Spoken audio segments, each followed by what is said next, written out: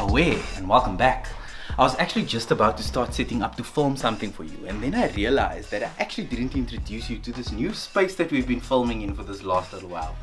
And in fact, this is my bedroom that I've effectively converted into what is a YouTube home office space. So stick around and we'll chat about the design and how we did it, and if you want to do the same, how you could do it. Yeah, let's roll the intro. So good.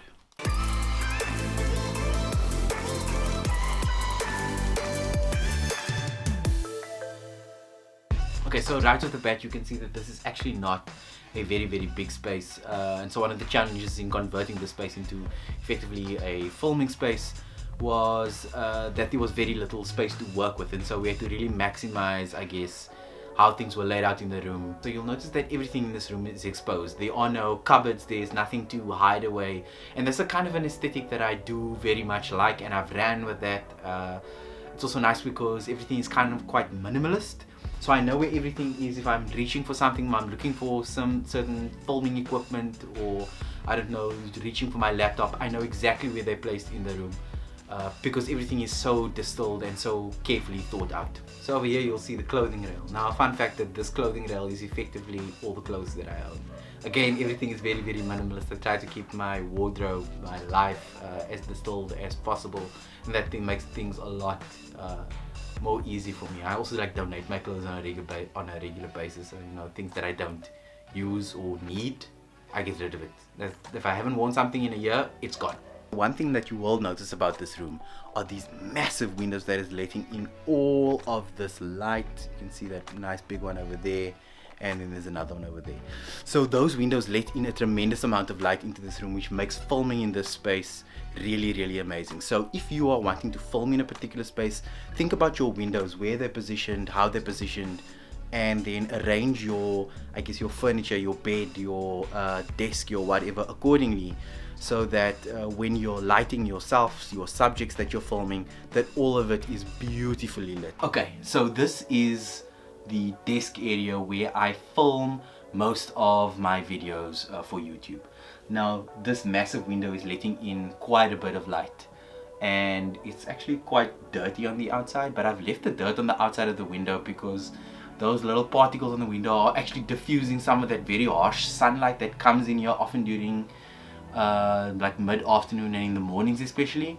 So I've kind of left it there, and you'll see like this kind of like sunshine glow, which is really amazing. If you're wanting to shoot with natural light, we've got the option here with the window. So I did do a whole lighting tutorial about how you can light yourself with one artificial light, so go ahead and check that video out, particularly if you're looking to film under some kind of artificial light, and also daylight as well. Part of the reason I put the desk here was because I get all this gorgeous light from the window over here.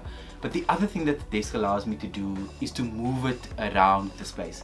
Now you would have seen from some of my previous videos that we've moved the desk around and shot a number of different videos in different positions in this room.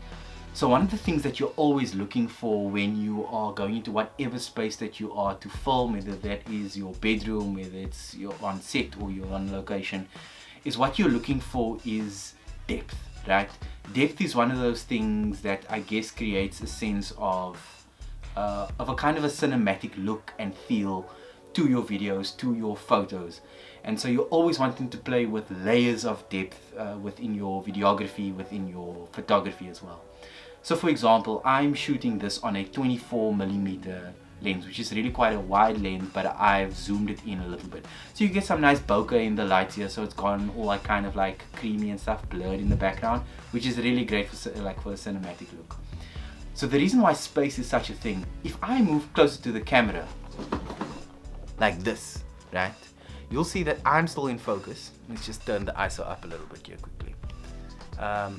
So you'll see that I'm still in focus, but because I'm closer to the camera and the camera's more, I guess, focused on me, let's zoom in a little bit here, what you'll get is you'll get like this kind of like bokeh effect in the background, which creates a lot of depth to your shots, right? So your background starts to go a little bit more blurry, and that is a very nice thing to have if you're looking to create kind of like cinematic kind of photos or videos. If you're working in very tight spaces, one of the things you want to consider is the depth of your room. And as opposed to playing it, you know, long ways, what you can do is shoot corner to corner in the room, because that's going to give you, I guess, maximum depth. And so you're going to get more layers in your photography in your videos as well. Now, one of the nice things about having a minimalist space is that I get to store all my camera gear in my room when I need it and how I need it. So if I just rotate the camera all the way there to the door, you can see that my lights are stored over there. So people have been asking about those lights that they've been seeing in my videos lately.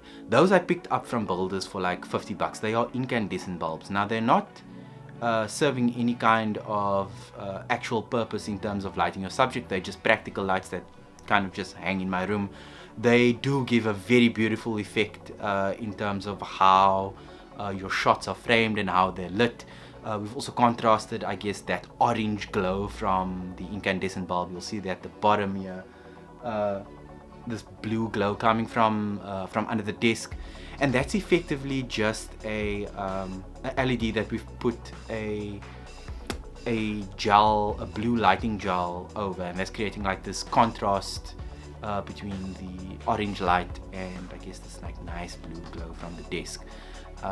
So yeah, so the lights I kind of rigged myself. I bought them from builders, bought all the components, bought the wires, hooked them up, hung them from the ceiling, and now they are a permanent fixture in my room, which I really like, and I've been wanting to get them for a while, so here they are, and I think they're gonna stay. Okay, now the other big thing that everybody keeps asking about are the black walls in the room. If you've watched some of my previous videos that I've shot in this room, a lot of them were filmed when this room was still completely white. And yeah, while that was okay, there was nothing kind of special about it, and I didn't really enjoy the aesthetic of those white walls. And so I went for a matte black finish on the walls. That again, you can also buy from builders. It is I think it's a Dulux paint. The nice thing about this paint is that it is washable, so you can, if you get stains on the wall, scratches on the wall, you can literally just take a damp cloth and wipe that stain away, which is really amazing. It looks crispy. So you would have seen some of the videos that we've shot for this channel using these black walls have really been a game changer for me in terms of the aesthetics of the video, in terms of the look and the feel that I've been wanting to create with these videos for a very long time. We tried to do that right in the beginning. I'm not sure if you remember. We'll throw back to some of those very early videos where you would have seen kind of these like dark shots of me doing kind of these talking head videos, but didn't quite achieve the same kind of result that we wanted.